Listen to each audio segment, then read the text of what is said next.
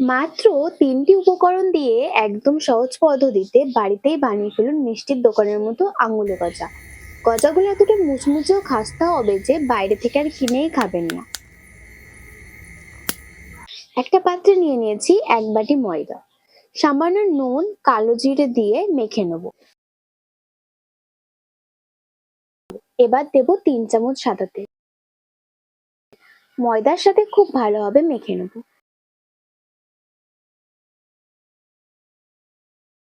ময়দাটা এরকম মুঠো করে দেখবো, যদি দেখো বালির মতো ভেঙে যাচ্ছে তাহলে ভাববে ময়ামটা ভালোভাবে হয়েছে। এবার জল দিয়ে মেখে নেব।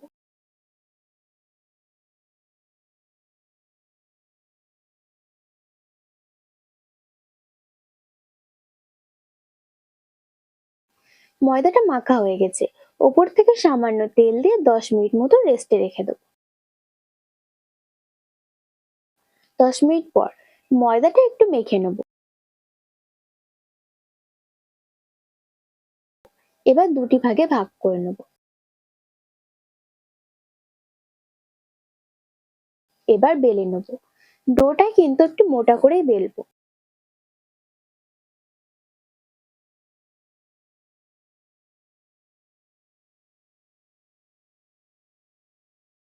দেখো ডোটার ঘনত্বটা ঠিক এরকম হবে। এবার একটা ছুরির সাহায্যে দু সাইড কেটে নেব।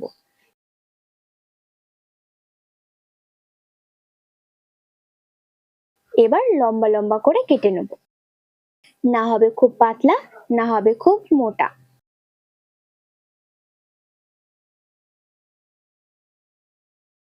এবার মাঝখান থেকে কেটে নেব।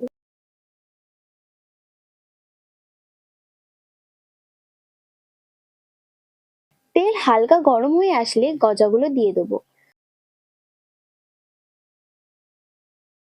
স্লো টু মিডিয়াম ফ্লেমে গজাগুলো ভেজে নেব।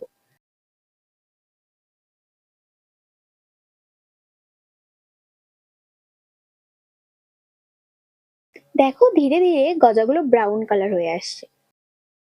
দেখো গজাগুলো এখন সম্পূর্ণ ব্রাউন কালার হয়ে এসেছে। এবার তুলে নেব। এবার চিনির শিরা তৈরি করে নেব। কড়াইতে দিয়ে দেবো ১ বাটি চিনি আর হাফ বাটি জল। এই সময় গ্যাসের ফ্লেমটা মিডিয়ামে রাখবে।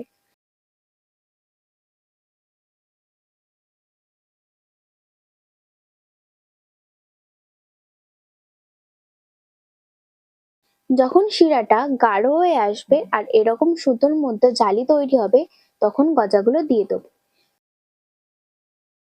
গজাগুলো চিনির শিরার সাথে ভালোভাবে মিশিয়ে নেব। এই সময় গ্যাসের ফ্লেমটা স্লোতে রাখতে হবে। দেখো গজাগুলো চিনির রসের সাথে ভালোভাবে মিশে গেছে। এবার গ্যাস বন্ধ করে নাড়তে লাগবো।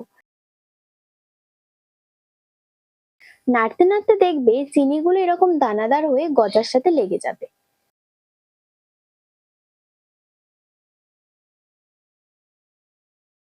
আমার গজা পারফেক্ট রেডি।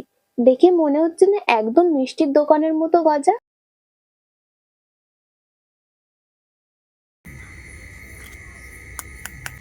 আওয়াজ শুনে বুঝতে পারছো গজাগুলো কতটা খাস্তা ও মুচমুচে হয়েছে। আমার প্রিয় বন্ধুরা, আঙুলে গজার রেসিপি কেমন লেগেছে সেটা অবশ্যই কমেন্ট করে জানাবেন। ভিডিওটি ভালো লেগে থাকলে আমার চ্যানেলটি সাবস্ক্রাইব করে ভিডিওটি লাইক করে দেবেন।